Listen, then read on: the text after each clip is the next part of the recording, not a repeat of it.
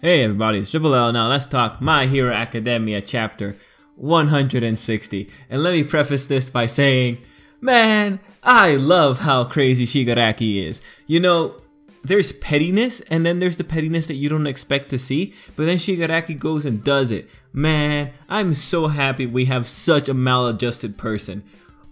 Okay, well, you know, in real life, I wouldn't be happy for this, but in the context of the story, this was excellent. Now, as you guys know, well, if you watched the video, once upon a time, I did think that Shigaraki would be joining under Shigaraki. Did I say Shigaraki at the beginning? I really hope I did. Anyway, you know, all things considered, I thought that was to where we were going, but with this, we've gotten something different and something wholly entertaining. Like, this was awesome. This was, well, Shigaraki's rant was awesome. The rest of the chapter, it depends on what you enjoy, but I think the rest of the chapter is pretty solid overall. It has a pretty nice pace. You know, you have little things popping up. There's actually a lot of information being thrown around too, and it addresses some concerns from the last week. So overall, it's a pretty satisfying chapter to sit down and read, with the big moment, Shigaraki's rant, being the most, I guess, it's like you have a lot of build up, and this is the emotional outpouring. So it was just cool to see. And when you have this face, man, like, how can you not get swept up in it? So with the Shigaraki and the Shigaraki thing, there's a few little bits I want to talk about before talking about the rest of the chapter as a whole. So again, with my original idea, I was of the opinion that Shigaraki was gonna come at Shigaraki. He was gonna mention something about the shogi because he had to call back to the shogi metaphor. I was pretty sure he was gonna come to Shigaraki when he was at his weakest, and then try and extend that hand of hope, because we had seen Shigaraki being charismatic. In this chapter, we didn't get that. We did get, however, the shogi reference again from the previous chapter. Then we moved into technically Shigaraki approaching Shigaraki at his weakest, but in this case we didn't get to see charismatic Shigaraki. Instead, we got really, I guess, vindictive man-child Shigaraki. It was hilarious. It was great. I enjoyed it. Now, there are some pretty cool things that Shigaraki pointed out here, and the one that I was most impressed by was when Shigaraki pointed out, you know, you rely on your quirk a lot, even though you want to destroy quirks. And that was a very interesting thing, because this was a concern that I had a few times with Shigaraki. It wasn't really a concern, it was more like a question, that there was some level of irony going on there. And so with Shigaraki pointing it out, I'm happy that another character pointed it out, because Shigaraki, his whole thing, the reason he was so successful, the reason he was so effective, the reason he was so scary, was because his quirk facilitated a lot of game-breaking things. Like, because of his quirk, he could mass produce whatever it was that he was extracting from Eri's body. Because of his quirk, he could become such a force that was a legitimate threat to everyone around him. So when it came to his whole idea, the elimination of quirks, you have the irony. Yeah, well, Shigaraki is using his quirk. His quirk is the only thing that's making this possible, in the same way that quirks are what make people being heroes possible. But as we saw in earlier chapters, when we got a bit more of an exploration on Shigaraki's character, he ultimately started playing the hand of the Yakuza villain, where he would just corner the markets. He would create a situation and just make profit off of arming both sides. So there was his ideal, and then there was the practicality of the situation, and the practicality of the situation allowed for the quirk to be used. But it still did open up Shigaraki, and it opened up Shigaraki for the most vindictive thing possible. I am really happy that Shigaraki went to this route, because had Shigaraki gone on with Shigaraki, Shigaraki wasn't destroyed enough to be able to say, I've given up on Eri. The guy would have been just coming back. He would have been a consistent threat had he joined Shigaraki. It would have been really scary. At that point, had that happened, it would have become more about how is Shigaraki going to get this guy under control, because he poses too big of a threat, in the same way that Eri's quirk is too game breaking. Shigaraki's quirk is too dangerous to have out in the open. So Shigaraki wiping Shigaraki's quirk by taking away the activation condition, I think that is genius, and I personally am breathing a sigh of relief because this removes the real threat that is Overhaul. Thank goodness Shigaraki is such a petty person. That said, let's think about other things I really want to mention here. I guess we could continue just the destruction that Shigaraki unleashed on Overhaul. The next part that I think is really impressive was more or less how Shigaraki realized how to bother him. Because if there was something that was pretty interesting, it's when the guys preface that death is not going to be the way that Shigaraki gets his revenge. Because even Shigaraki seemed like he was pretty ready for that. But then we see that Shigaraki has a pretty good understanding of people, and we see him hurt Shigaraki, you know, where he's most vulnerable, and that is with his finished products. So that was really good, right? Because it establishes that there is something that Shigaraki lives for. It's what he worked for, and what you pretty much do is you see what this guy spent hundreds of hours working on. Like, you know, man, take the context into like someone else's arena. Like, say you were writing a book, you spent 5 years on it, it was really painful. Like, yeah, well, you didn't kill people, but yeah, you hurt a lot of people, you alienated yourself from your friends, your father figure doesn't care for you anymore, and then all of a sudden, while you're like just having a nice night sleeping in a hotel, this one guy suddenly just breaks into the room, just steals 5 years of hard work, and like 2 months later you find out it's been published under his name. You know, it's kind of like that. All that sacrifice didn't matter. Another guy just took it, reaped the rewards. It was hilarious for the other guy. It was terrible for you. And that's what Shigaraki pretty much did here. And I liked it. I really liked it. Because that's when we got to see the reaction from Shigaraki. And, you know, his hopelessness at that point was just really fun to watch. Overall, Shigaraki, I love you, bro. But all things considered, when it comes down to it, I am not scared of Shigaraki. I am scared of Shigaraki, however, because Shigaraki's quirk just made him too effective and he knew how to capitalize it. With Shigaraki, I know it's just a man-child. I don't expect that level of competency, the same that I saw from Shigaraki. I just don't expect it from Shigaraki. That said, this is a testament to Shigaraki's growth, which means it's very likely that Shigaraki will one day be at a point where he inspires real fear out of me. But you know what? I don't think he's going to be going after Eri, so I'm pretty okay. I'm really interested to know what you guys felt about this. This was just really a good showing for Shigaraki. Again, I just like that he takes away Overhaul's hand and just forces him into a position where he can only watch. That's pretty cool. Now let's work from that moment and work back to the beginning of the chapter. The thing, once we started the execution of Shigaraki's ideals, the thing that was really impressive in the destruction of his arms wasn't really what Shigaraki was doing.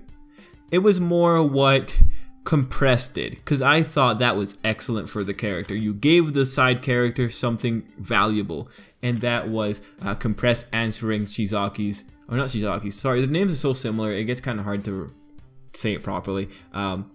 Answering to Shigaraki's premise that he hates Overhaul because the guy's arrogant, and then you have Compress popping in to say me too. You have and this is actually a pretty cool touch on the author's part, he highlights Compress's arm. So that's a pretty easy way to tell ya what exactly Compress hates Shigaraki for. You get the highlight of the robotic arm, you know what it means. Oh, he's pissed off about the whole arm thing. Obviously you guys could tell that, but it's neat that the panel also tells you that by the way the author highlights the arm. That said, there was something really cool about Compress's quirk, and Compress had pretty good scenes with his quirk in this chapter, but what was really cool was that Compress's quirk doesn't seem to obey the same rules that Shigaraki's quirk does, and by that I mean Compress can pick what parts he's gonna compress. It's not so much that it has a range or has a limit, while Shigaraki has to cut off the decay to stop the decay from spreading. That was pretty interesting. So we know that Compress can cover whole people in his little orbs. I thought that it was a case of he has to cover the whole body, he can't do anything besides that. But with Shigaraki, we see he can pretty much pick and choose which part of people's body he wants to take in. And that makes him a lot more terrifying, because now it could easily be he can blow a hole in someone's stomach because he compressed the stomach into a ball. That is terrifying, man. Like, I thought it was like, oh, you have to touch the object and it's the whole object. There's no ways about it. But now it looks like nope. It's just he can select whatever amount of area he wants to compress within the sphere. That is terrifying. Thank God the man has one less arm to work with. That's all I'm going to say on the matter. But Compress was on point with this chapter, between throwing the boulder and then having his comeuppance on Shigaraki. It was a good time. And speaking of the boulder, we're now moving into the other section that covers the Sand Hero Snatch. Now, last week we talked, it's kind of stupid for them to not have an escort for what is otherwise a very dangerous situation. Well, as we see in this chapter, clearly they actually had an escort, and it was the Hero Snatch. Now, some people are going to argue, well, why didn't you have more heroes? Well, all things considered, logistics are involved. This is happening relatively early in the morning. Snatch was probably the only hero on call that they could get quickly enough to make the transport. And from what it sounds like, Dobby said he was a famous hero, so he's probably relatively high up in the hero rankings. That said, having one hero is infinitely better than having no hero. So it was cool to see him there, and it was cool to see him interact with the quirks of the villain side, pretty much. Shigaraki was at a bit of an issue. Dobby had a bit of an issue. I ultimately like how they took down Snatch though, like compressing him, and then again showcasing Compress's abilities.